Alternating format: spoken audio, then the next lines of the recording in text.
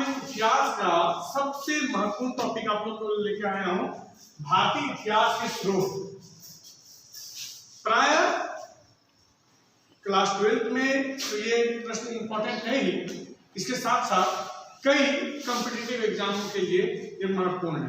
आपको ये आश्चर्य होगा कि मैंने भी जो परीक्षाएं पास की है, ये प्रश्न हमारे परीक्षा में आया था, इसलिए मैं आज सीख रहा हूँ। इसीलिए मैं जिस तरीके से इस प्रश्न को देखता हूँ, मैं चाहूंगा कि आपको भी मैं उस तरीके से पढ़ाने का प्रयास करता हूँ। तो सबसे पहले आप लोग जानिए कि भारतीय इतिहास का स्रोत, पहले दिमाग को दौड़ाना चाहिए ताकि क्या क्या चीज हो सकता है किसी भी चीज को जानने के लिए। हमारे पास उस चीज को जानने के लिए कोई बुक होनी चाहिए। बुक आखिर हम उसको पढ़ेंगे, देखेंगे, कुछ लिखा हुआ होना चाहिए। तो ऐसी किताबें यदि एक धार्मिक किताबें थी तो उसको बोला गया धार्मिक स्वरूप। जो धार्मिक किताबें नहीं थी उसको बोला गया ऐतिहासिक स्वरूप। और जो यहाँ लोग आए, जिन्होंने इसे देखा, परखा, समझा और उन सभी चीजों को देखकर, सुन के, समझकर जो लिखा, वो विदेशी और अपना वृत्तांत बताया, अपने समाज के बारे में, यहाँ के राजा के बारे में, यहाँ की संस्कृति के बारे में जो इन्होंने बताया, उसका वर्णन से हम भारतीय इतिहास को जान सकते हैं। उसके बाद क्या हुआ कि कई साल बाद हमें पुरातात्विक मतलब जो हमको पुराने चीज, चाहे वो खुदाई से मिले या किसी स्मारक के रूप में मिले, उन्हें हम पुरातात्विक स्रोत कहते हैं। पुरातात्विक स्रोत के माध्यम से हमें, आपको मैं बता दूं कि भारत में जब पहली बार रेल पटरी का बिछाने का काम चल रहा था तो खुदाई होने लगी। और खुदाई जब हुई तो पता चला, आश्चर्य की बात, कि यहाँ खुदाई हो रहा है, अचानक देखता है यहाँ से सिक्के मिल रहे हैं, अचानक देखता है कि कांसे का हथियार मिल रहा है, कांसे की नर्तकी मिल रही है, खिलौना के रूप में हाथी मिल रहा है, कपाल मिल रहा है। यानी कि आश्चर्यचकित हो गए लोग कि ये रेल की पटरी खोदने के लिए हम लोग खुदाई कर रहे हैं, ये क्या क्या मिल रहा है। तो जो चीज जमीन के अंदर मिल रही थी वो पुरातात्विक साक्ष्य थी। और फिर रुक गया, बोला कि नहीं, इसे बहुत सावधानी से खोजने की आवश्यकता है और बहुत सावधानी से खुदाई की गई। आपको मैं बता दूं, विश्व की सबसे प्राचीनतम सभ्यता सामने आई, वो है हड़प्पा सभ्यता।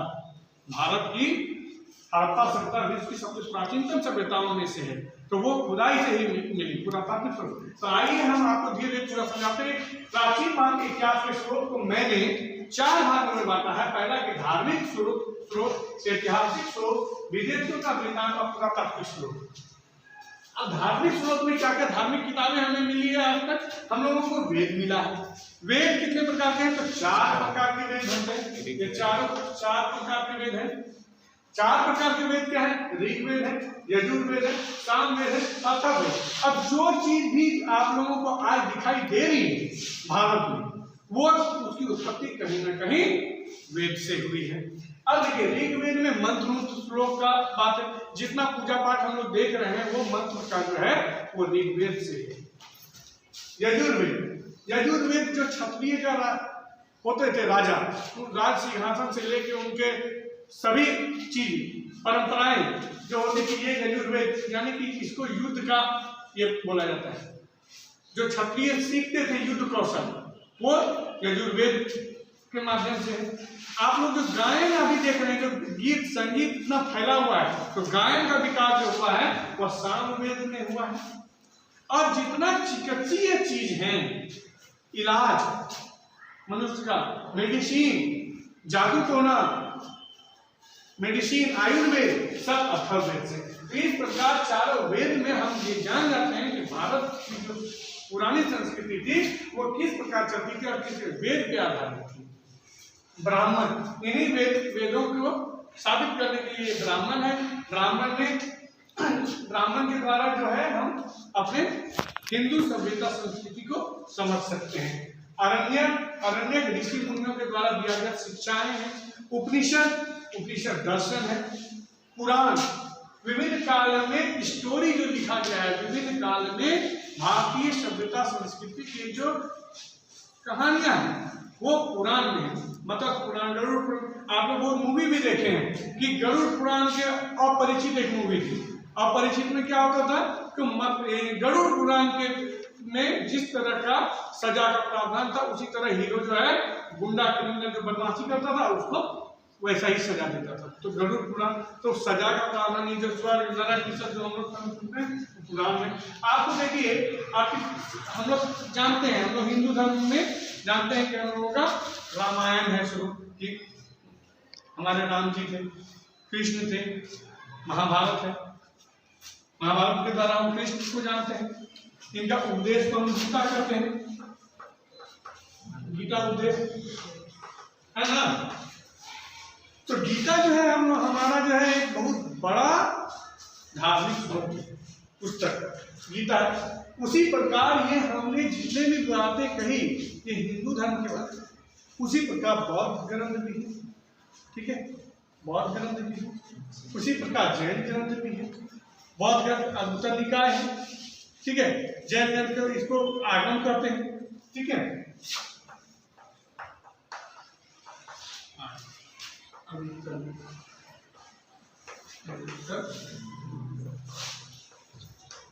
इसमें दीपवंश महावंश है, दीपवंश महावंश। इसमें बौद्ध ग्रंथ को समझने में 3 यान है, हीनयान, महायान, ब्रजयान। ये भी लिख लेता हूं मैं, हीनयान, महायान, ब्रजयान। ये आगे के चैप्टर में मैं जब बौद्ध धर्म पढ़ाऊंगा तब मैं आपको बौद्ध ग्रंथ के बारे में स्पेशली पढ़ाऊंगा, महात्मा बुद्ध के बारे में स्पेशली पढ़ाऊंगा। अभी हमारा प्रश्न है भारतीय इतिहास के स्रोत, तो इसी पे मैं केंद्रित करता हूँ। अब देखिए ऐतिहासिक स्रोत, ऐतिहासिक स्रोत जो धार्मिक किताबें नहीं है, इसको हम धर्मेत्तर साहित्य भी कहते हैं, इसको हम लोग ऐतिहासिक स्रोत को धर्मेत्तर साहित्य भी कहते हैं, धर्मेत्तर साहित्य। अब देखिए धर्मेत्तर क्या, धर्म से इतर, धर्म से इतर यानी धर्म से अलग, धर्म से अलग साहित्य को धर्मेत्तर साहित्य कहते हैं। इसमें क्या है, ये सब किताबें हैं, राजतरंगिणी, अर्थशास्त्र, अष्टाध्यायी, मुद्राक्षर, इंडिका, ये सब किताबें हैं जिसको हम लोग पढ़ के हम लोग जान पाए कि भारतीय इतिहास का स्रोत क्या है, भारतीय इतिहास की राजाएं कैसी होती थी, राजाओं का डिसीजन कैसा होता था, समाज कैसा होता था, ठीक है। तो इसी प्रकार हम लोग राजतरंगिणी से कश्मीर का इतिहास के बारे में जानते हैं। आपको मैं बता दूं, ये जो शासन तुम लोग देख रहे हो, लोकतंत्र, राजा जो हमारे प्रधानमंत्री कैसे शासन कर रहे हैं, तो एक राजा कैसे शासन करे, एक राजा को कैसे शासन करे, इसके लिए अर्थशास्त्र लिखा गया था। ये मौर्य काल के समय में लिखा गया था, ये मौर्य वंश के बारे में विशेष जानकारी देती है। अष्टाध्यायी पाणिनि द्वारा लिखा गया है, ये भी मौर्य काल के समय का है। मुद्राक्षर विशाखदत्त द्वारा लिखा गया, ये भी मौर्यकालीन इतिहास के बारे में जानकारी देती है। इंडिका, इंडिका जो है विदेशी यात्री मेगास्थनीज के द्वारा लिखा गया था, मेगास्थनीज, मेगास्थनीज जो था चंद्रगुप्त मौर्य के समय में आए थे और उन्होंने मौर्य समाज को 7 वर्गों में बांटा था कि यहाँ पर जैसे 7 वर्ग हैं, वही लोग जो है शासन में सहयोग करते हैं। तो इस तरह हम लोग ऐतिहासिक धर्मेत्तर साहित्य के माध्यम से प्राचीन भारतीय इतिहास के स्रोत को जानते हैं। अब देखिए बहुत इंपॉर्टेंट बात है, ध्यान देने वाली बात है कि प्राचीन भारतीय इतिहास के स्रोत में विदेशियों का बहुत बड़ा योगदान, यानी कि जो समय समय पर भारत में आते थे, ये आपको मैं बता दूं कि भारत जो एंट्री होती थी वो होती थी पाकिस्तान बॉर्डर से, उधर से खैबर तरफ होता। पहले के लोग को समुद्री ज्ञान नहीं था। समुद्री ज्ञान जो हुआ 1498 ईस्वी में हुआ, जब वास्को डी गामा ने भारत की खोज की। उसके पहले समुद्री यात्री नहीं करते थे, समुद्री यात्रा नाव नहीं उतना विकसित था, दिशा के बारे में पता नहीं था, तो लोग पैदल जानते थे कि पैदल इधर जाएंगे तो इधर भारत पहुंचे। इसीलिए जो है बाहर के लोग जो है मध्य एशिया से आते थे। उसमें से हेरोडोटस जो है, आपको मैं बता दूं, ये ऐसे इतिहास के स्टूडेंट होने के नाते आपको ये पता होनी चाहिए कि फादर ऑफ हिस्ट्री हेरोडोटस को कहा है, फादर ऑफ हिस्ट्री हेरोडोटस को कहा है। तो हेरोडोटस ने भी भारत और फारस की व्यापार संबंधी बातें का जिक्र किया है भारत और फारस का। प्लिनी ने भी चंद्रगुप्त मौर्य के समय का इतिहास का वर्णन किया है। डायमेकर्स ये सब सभी विदेशी हैं। फाइनान गुप्त काल का, हेनसांग हर्षवर्धन के समय का, कित्सिंग 7वीं 8वीं सदी के का, ये तारानाथ तिब्बत के यात्री थे, तिब्बती तारानाथ, ठीक है। तो इन सभी लोगों ने, विदेशियों ने अपने अपने काल में, अपने समय में यहाँ के राजाओं का शासन को देखा, जो देखा वो लिखा। इसमें कई नाम है, मैं आपको पीडीएफ में इसको जिक्र करूंगा। इतना भी काफी है क्लास 12 के लिए, कंपटीशन के लिए, लेकिन इसकी जो लिस्ट है बहुत लंबी है। और वो जब आप बीपीएससी, जेपीएससी और यूपीएससी की तैयारी करिएगा उसमें काम आएगा।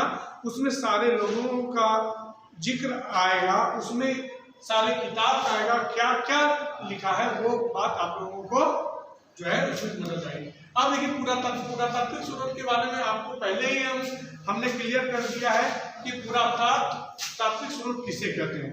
जो जमीन से खुदाई के रूप में मिले, खंडहर के रूप में मिले, पुराना 1000 साल पुराना मिले, 100 साल पुराना मिले, वही सब पुरातात्विक स्रोत के रूप में। तो स्तंभ मतलब पिलर। पहले के राजा क्या होते थे कि अपनी बातों को जो है अभी के जमाने के तरह कॉपी कागज नहीं होता था। पहले के जमाना में पत्थर होता था, उस पर खुदाई कर करके लिखाया। तो जिस चीज पे, जिस आकृति पे लिखाया जाता था उस आकृति का नाम वैसा ही दे दिया जाता।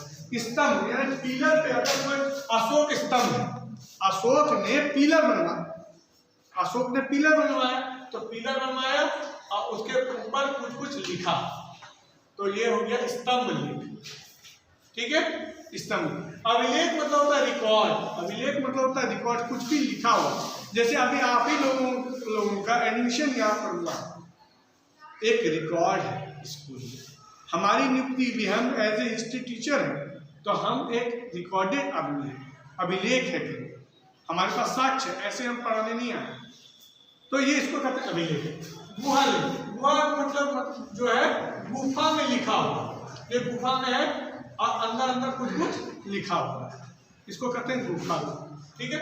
शिलालेख मतलब पत्थर पे लिखा हुआ, पहाड़ पे कुछ अपने सिक्का आया है तो वो सिक्का है। अब समुद्रगुप्त ने अपने समय में सिक्का निकाला तो उसमें वीणा बजाते हुए सिक्का है। तो एक तो हम पहले जान गए उस सिक्के के माध्यम से कि समुद्रगुप्त के समय में सिक्का निकला था, चांदी का निकला था, सोना का निकला था, तांबा का निकला था, कांसा का निकला था, ये भी जान गए किस चीज का निकला है। उसके बाद हम जान गए कि समुद्रगुप्त नाम का जो राजा था वह वीणा बजाता था, यानी कि संगीत का प्रेमी था। तो इस तरह हम लोग सिक्का ये जाने कि उस जमाना में गुप्त काल में सोना का सिक्का चलता था। एक जानकारी मिली कि सोना का सिक्का चलता था, कौन चलाया तो समुद्रगुप्त चलाया।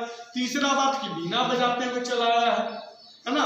और इससे ही पता चला कि उस काल में बाप रे बाप इतना अमीर आदमी होता था कि लेन देन सोना से करता, कितना महत्वपूर्ण। अभी टीना चलता है, देख रहे हो, 1 रुपया 2 रुपया का कोई सिक्का का कौन पहले की टीना है, लोहा है। अब 10 रुपया जरा सा तब उसमें जैसा तांबा मिक्स है ना।